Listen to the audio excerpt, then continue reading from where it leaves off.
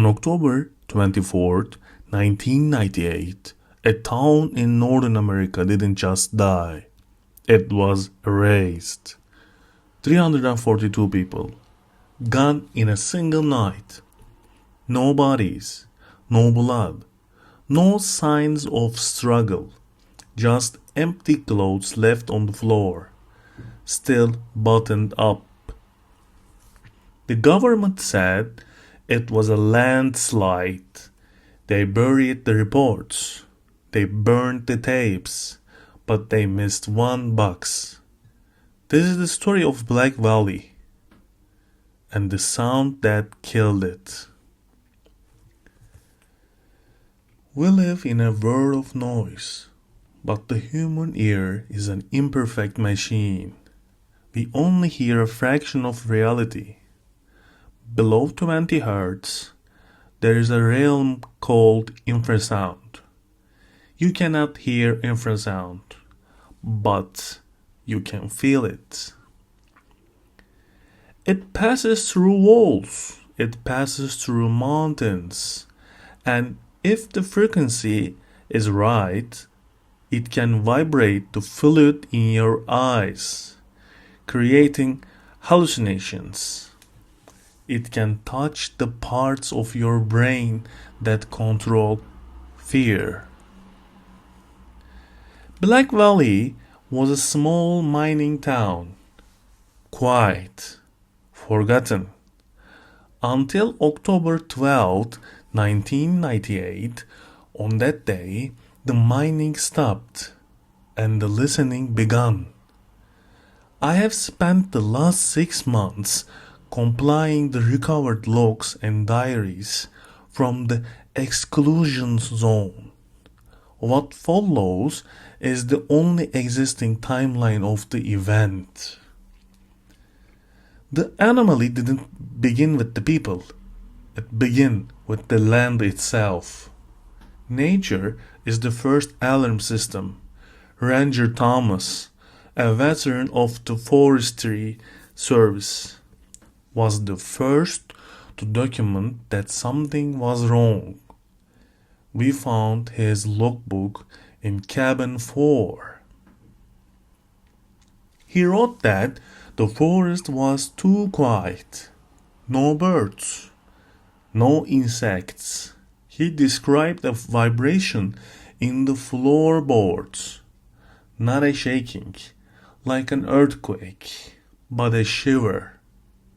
He noted that his dog, Buster, refused to eat. The dog spent hours pressing his ear against the floor, whining at something moving beneath the earth. When Ranger Thomas called the Geological Survey Center, they told him the sensors were flat, no activity. But they were looking for tectonic plates shifting. They weren't looking for a resonance. By the evening of October 13th, the phenomenon moved into the town. Residents reported water ripples in their glasses, picture frames tilting on the walls. A waitress named Mary wrote a letter to her sister. She described a metallic taste in her mouth. She said the food tasted like chopper. This is a symptom of intense electromagnetic exposure. The air in Black Valley was changing. By October 15th, the tremor became audible. A low-frequency drone, the hum. This brought the plague of insomnia. By the third night, records show that 90% of the town had not slept. Dr. Elias, the town's physician, kept a dictaphone diary. In his recordings, Dr. Elias sounds terrified. He describes patients begging for sedatives. He describes examining eardrums that were vibrating constantly, but most disturbingly, he noted the children. While the adults were panicking, the children were calm. They stood in the hallways, swaying back and forth, perfect synchronized with the hum. They were acclimatizing. On the night of October 17th, a resident named David tried to drill into the concentrate floor of his garage to find the source. When police arrived, he was pressing his ear to the ground, whispering that they were knocking, and that the town needed to let them in. By October 18th, logic had collapsed. Chief Holloway interrogated a local mechanic named Arthur, who was caught cutting the telephone lines. In the interrogation transcripts, Arthur claims the phone lines were interference. He told the chief, "Machines repeat, but this sound, it learns." That was the turning point. People reported hearing their own names whispered in a static of their radios. Televisions turned on by themselves. Black Valley was no longer a town. It was a psychotropic environment. On October 20th, the military arrived led by Colonel Vance. They claimed it was a toxic chemical spill, but they didn't bring medical aid. They brought construction equipment. In under 24 hours, they built a massive steel spire on the highest peak. Dr. Elias realized the truth before he disappeared. The tower wasn't a jammer designed to stop the sound. It was a microphone, an amplifier. A recovered memo confirms this. It orders the soldiers to increase the stimulus. They were testing a weapon, and the people were the lab rats.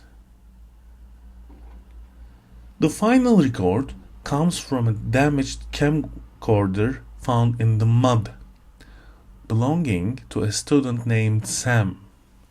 It documents at night of October 24th, the vanishing. The video is corrupted, but the audio captures the end. Sam is running. In the background, there are no screams.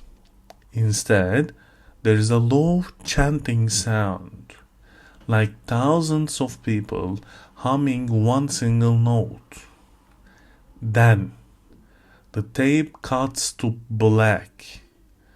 The hum stops. There is absolute silence. And then Sam's voice is heard one last time. Calm, emotionless. He simply says, "It is beautiful. I can see the music now." On October 25th, the military declared Black Valley a total loss zone. Satellite photos show the buildings are intact. The cars are still parked. The dinner tables are set. But 342 people vanished. No bodies, no blood, just empty clothes left in piles of the floor. Today, Black Valley is still under quarantine, but explorers who sneak near the perimeter report the same thing. If you stand near the edge and hold your breath, you don't hear the wind. You hear a faint, rhythmic thumping deep in the earth. The hum didn't leave.